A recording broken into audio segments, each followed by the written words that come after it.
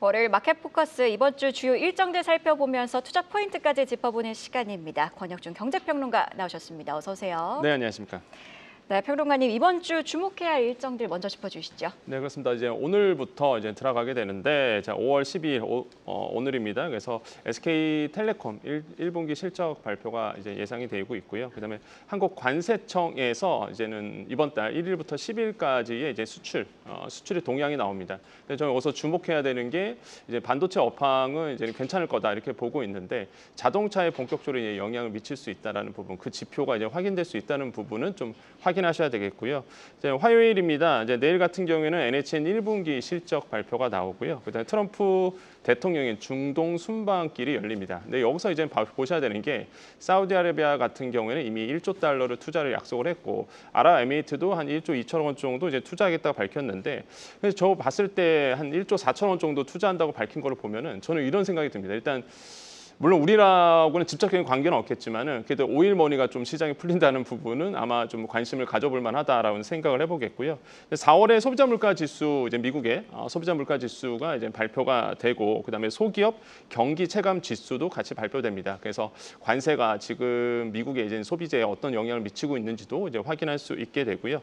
수요일 같은 경우에는 JYP 엔터의 이제는 1분기 실적 발표가 예고되어 있고요. 4월에 고용 동향 우리나라의 고용 동향이 나오는데 역시나 이제 내수는 좀 부진하다 보니까 고용 동향이 그렇게 좋지 않을 것으로 보고 있습니다. 역시나 소비재 중심으로 이제 좋지 않은 영향을 미칠 수 있다. 지표로 확인할 수 있고요. 오펙의 원유 시장 보고서도 나옵니다. 지금 이제는 사실상 이번에 나오는 게 이제 증산 발표가 되면서 가격이 좀 떨어지고 있는데 이 가격이 떨어지면 이제는 정유업계 쪽으로 이제 관심을 보셔야 되겠죠. 수익성, 마진이 좀 늘어날 수 있는 부분이 있다 보니까 이런 포인트도 같이 보셔야 되겠고요.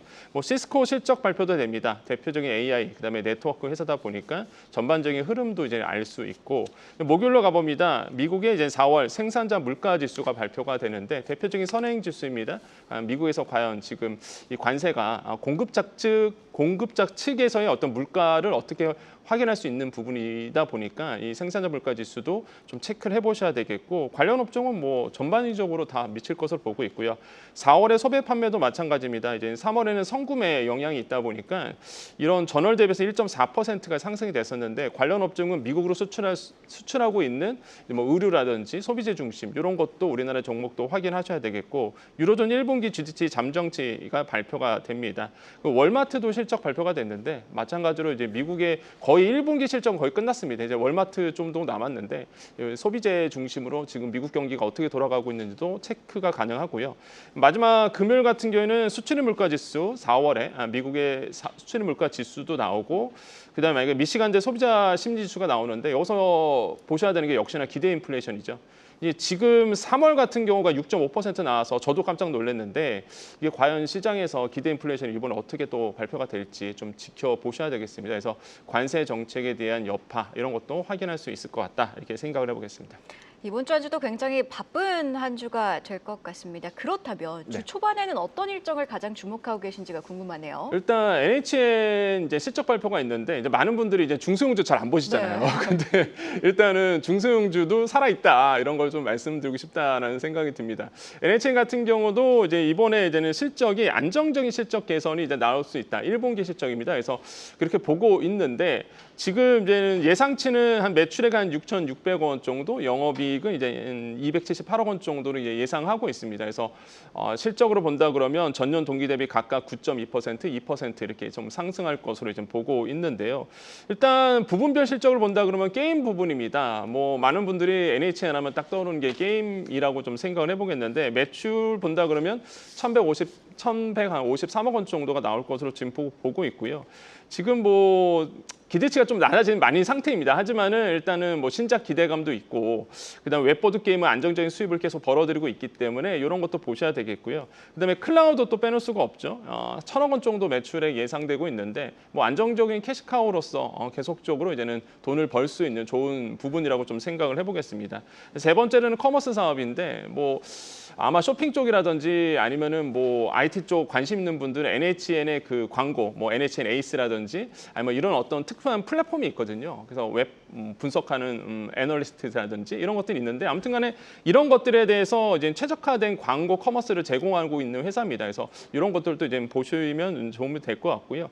투자자 관점에서 본다 그러면 세 가지 측면이 있습니다. 이제 긍정적 요인과 부정적 요인이 있는데 긍정적 요인 세 가지는 말씀드린 것처럼 AI 및 커머스 시장이 점점 더 커지다 보니까 이런 거에서 관련돼서 이제는 좋은 흐름을 물론 장기 평균으로 본다 그러면 많이 떨어진 상태이지만 그래도 최근에 들어와서는 사실상 뭐 NHN의 성장세가 나오고 있다 보니까 이런 것도 이제 기대가 되고요. 두 번째로는 클라우드 사업의 이제 지속성, 세 번째로는 이제 신작 게임 출시 기대감이 이제 기대 요인이다. 하지만 위험 요인도 있습니다. 첫 번째로 게임의 신작 부분이 나오더라도 이게 불확실성이 크잖아요. 성공할지 안 할지. 네, 두 번째는 공공 클라우드 사업의 정책적 변수인데 일단 시장에서는 어비스디아가 이제 신작 발표가 2분기에 또 일본에 진출합니다. 그래서 이게 과연 어떻게 판가름이 날지 이것도 지금 시장에서는 좀 기대하고 있거든요. 그래서 이런 부분은 같이 이제 보시면서 NHN 뭐 중소형주지만은 그래도 일단은 뭐 관심 있게 이제 볼 필요는 있다라고 생각을 해봅니다. 자, 이렇게 NHN 실적 발표와 함께 긍정적인 요인 그리고 부정적인 요인까지 분류를 해주셨는데요. 자, 앞서도 언급을 해주셨습니다만 이번 주에 미국 경제 지표가 여러 네, 발표가 맞습니다. 됩니다. 그리고 관세 여파가 본격적으로 이 하드 데이터, 즉 경제 지표에 반영이 될 것으로 보이는데 어떻게 보고 계실까요? 근데 이제 저는 이제 미국 경제를 보면은 이게 그러니까 좋은 점과 나쁜 점이 다 뒤섞여 있는 것 같아요. 일단 지금 관세 때문에 우려가 굉장히 많았는데 지표상으로 보면 또 하드 데이터를 보면 또 그러니까요. 그것도 아니에요. 또. 소비가 강해요. 네, 그래서 보면서도 야 이거를 우리가 어떻게 해석해야 되나는 생각이 많이 듭니다. 이 언론을 보면은 뭐 관세 정책 미치면서 뭐 디플레이션 넘어서 스태그플레이션 온다 우려부터 시작했다 뭐 이런 얘기가 나오는데 지표 보면은 일단 CPI 지수를 보겠습니다. 이번에 4월치가 발표되는데 3월을 본다 그러면 이 전년 대비해서 2.4% 상승률이 나왔거든요. 생각보다 덜 나왔죠. 이게 보면 4년 만에 낮은 상승률이고 오히려 전월 대비로 본다 그러면 마이너스 0.2% 나왔습니다. 그러니까 이게 생각보다 이게 오르지가 않았던 거죠. 그래서 지금 우리가 너무 우려하고 있는 것이 아닌가라는 생각을 하고 있는데 일단은 관세는 시간을 두고 영향을 미치다 보니까 지켜보셔야 되겠지만 이미 앞선 리포트에서도 보셨겠지만 미중 간의 지금 무역 협상이 이제 조만간 발표됩니다. 그래서 이게 시장의 기대감이 굉장히 커요. 그래서 이게 조만간 관망세는 지금 끝나고 제가 평가하기에는 그렇습니다. 지금 시장이 이제 관망세는 이제 끝났고 본격적인 이제는 투자를 하시는 분들이 점점 더 늘어날 수 있는 그 기점에 딱 서 있는 것 같거든요. 그래서 이런 점들이 지금 시장에 있는 사람으로서 좀 피부적으로 좀 느끼고 있다, 판단이 된다는 것 좀 말씀드리겠고요. 이게 이런 CPI 지수를 보면서 이제 확인이 되고 있고요. 관련 업종은 역시나 이제는 미국의 이제 물가 상승률과 관련이 있는 그게 또 내수 시장으로 영향을 주다 보니까 뭐 미국에 수출할 수 있는 소비재, 우리나라의 소비재라든지 자동차주, 반도체주 이런 거에 이제 영향을 미치게 됩니다. 특히 이제 성장주에 대한 뭐 영향을 미칠 수밖에 없다라고 좀 보시면 되겠고 지금 월가에서는 일단은 본격적인 관세는 6월 지표부터 아마 잡힐 거다 이렇게 이제는 예상을 하고 있습니다. 그래서 아직은 우리가 좀 미지수가 남아 있지만 그래도 생각보다는 우리가 너무 우려하고 있는 부분이 있다고 좀 생각을 하고요. 이런 점들은 우리가 좀 투자할 때 이제 포인트를 삼으셔야 되겠다라고 말씀을 드리겠습니다.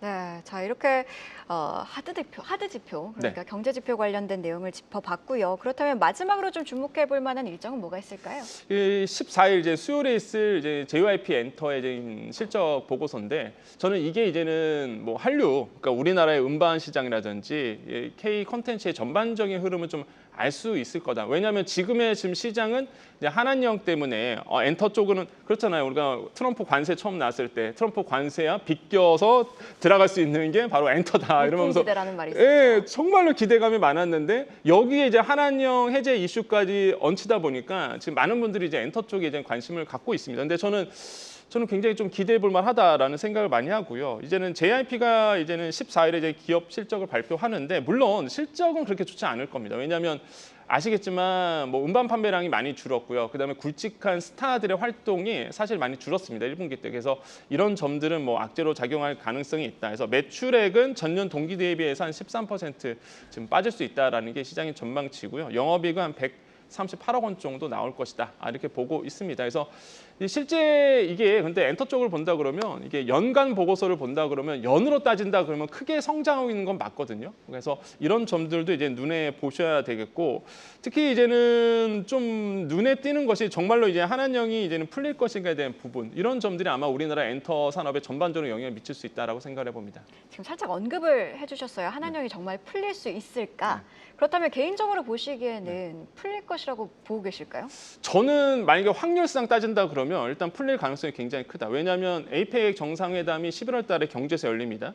이 왜 한한령이 왜 풀린다라고 시장에 퍼졌냐 그러면 일단은 시진핑 국가주석이 11월 달에 우리나라에 온다 그러면 그 전에 중국 쪽에서 움직인단 말이죠. 그래서 한한령을 풀 거다. 이 기대 심리가 있었거든요. 그래서 지금 시장에서는 한한령 풀리고 엔터가 크게 각광을 받고 있는데 그래서 만약에 이제는 시진핑 국가주석이 예상대로 찾아온다 그러면 저는 분명히 긍정적인 시그널이 있을 거다. 그런데 아시겠지만 서해 공정이 지금 가속화되고 있습니다. 이게 변수로도 작용할 수 있어요.